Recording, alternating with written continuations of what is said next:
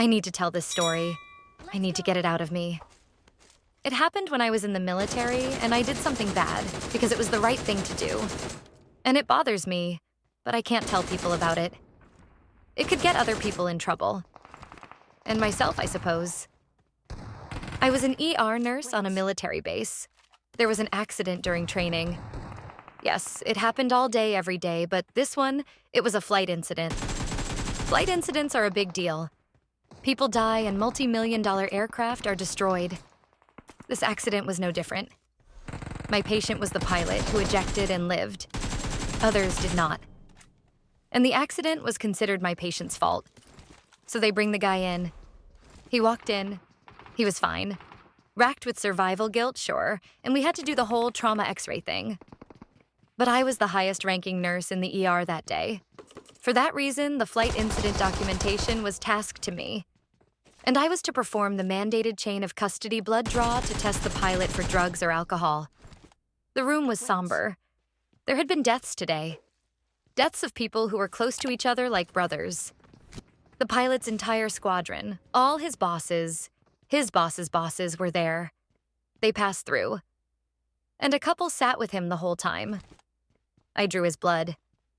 It's a chain of custody, which means every person who touches the vials has to sign who they hand off to at each handoff. It's for legal purposes. To verify that no one tampered or switched out a vial. I don't know why, but I drew excess blood. Probably because it was my habit to draw a vial or two extra, in case a doctor wanted to add tests, so I wouldn't have to stick a patient with a needle twice.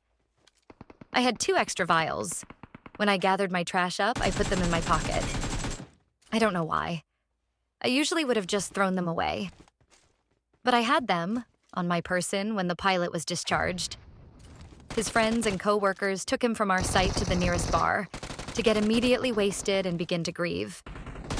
I don't know whether or not this is normal or standard operating procedure or even sanctioned by the military. But whatever. His squadron went and got drunk together as they attempted to pull the pilot from an abyss of self-blame. I suppose it is important when that's your job to get past it so you can fly again. And I'm not going to judge anyone for how they managed to do that. It's gotta be difficult, going back to work, with the same people, all of you knowing you were piloting during an accident that killed other people. So, yeah, they get a pass to go get blackout drunk from me. But not an hour after they left, the lab called me. There was a problem. The chain of custody blood draws needed drawn again. Someone had dropped the first ones on the floor. Smashed into a million pieces was my pilot's clean blood test. Now he was at a bar, getting drunk, and I had to call him and have him come in to get a new blood draw. It would not be clean. He would have alcohol in his blood. But I still had to have him come in. Everyone understood the ramifications of what was happening. With alcohol in his blood sample that was taken for his flight incident, he would be court-martialed. There would be a trial, he would get charges, and he would do time in the brig. His commanding officer came with him. I don't remember if he had a star or 2 or a bird, but his expression was grave. The pilot's fate, I believe he was thinking, was sealed. Unless he himself told the truth, that this was a redraw. That it happened well after the pilot was off duty. That he had begun drinking to ease his grief and was called back. But that meant the flight incident report had no blood draw. That would end this pilot's career. With whether or not he was drunk or on drugs during the incident up in the air, he would be grounded, possibly indefinitely.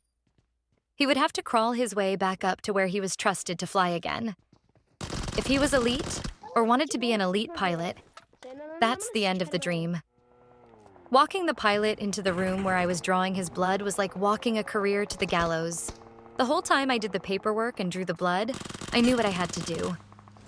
The commanding officer stammered and said things and made explanations. I don't know what he thought I could do about the situation. I'm pretty sure he had no idea that I could or would do anything. No one pressured me, I'm trying to say. No one threatened me. No one coerced me to do what I did. I did it all on my own, and no one knew what I was even planning. I took the blood I had just drawn into my right hand. The pilot was looking down at the ground, his head hung in grief, for the dead and for himself. Look at me, I said. Look at me. I waited for his eyes to meet mine. He had to understand what was happening and that everything would be okay. Do you remember who drew your blood earlier today? Who did it?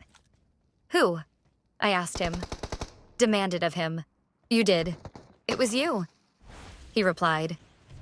Holding his blood in my right hand, I reached into my pocket with my left.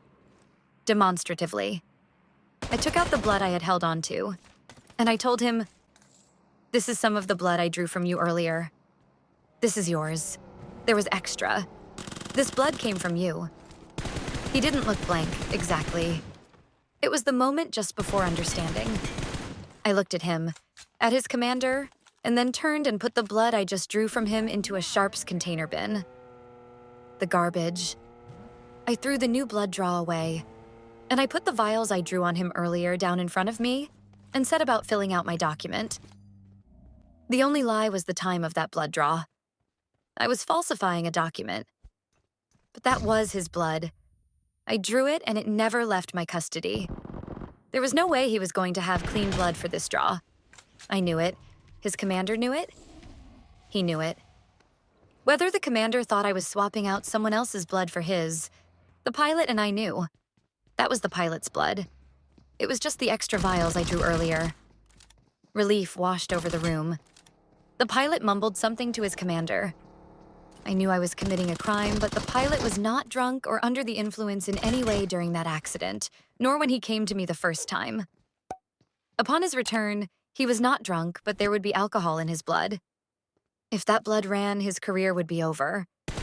And it would be over unjustly, because he was sober when I got the first sample. I don't remember the look on his face afterwards, or what either of them said to me in gratitude. I was hearing my heartbeat and the blood rushing in my ears because I knew it would be me doing time in the brig if anyone knew what I had just done. I blew them off, waved them away and out of the room. They couldn't walk out triumphantly. They couldn't show that their spirits had lifted. Couldn't slap me on the back. They had to leave now without a fuss, so no one had any idea what I had just done. It bothers me. I'm a liar. I faked official documents. I feel terrible about it, but I'd do it again. It was the right thing to do, even if it messes with me to this day. It's good to get it off of my chest.